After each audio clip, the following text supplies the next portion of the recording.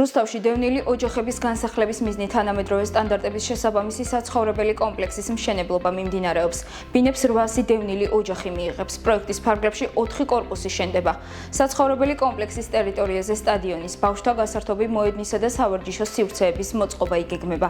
დევნილთა ეკომიგრანტთა და საარსებო წყაროებით უზრუნველყოფის სააგენტო აღნიშნულ კომპლექსში განსახლების მსურველი ოჯახების მიერ შევსებული განაცხადების შეფასებას აქტიურ რეჟიმში ახორციელებს.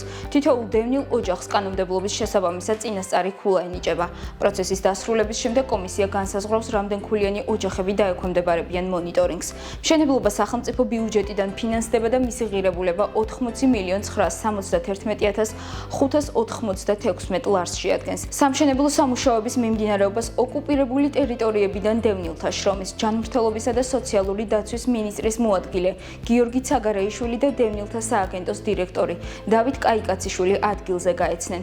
შეგახსენებთ, რომ რუსთავის პარალელურად დევნილი ოჯახების განსახლების მიზნით მასშტაბური სამშენებლო სამუშაოები თბილისში, ზუგდიდსა და ბორჯომში მიმდინარეობს.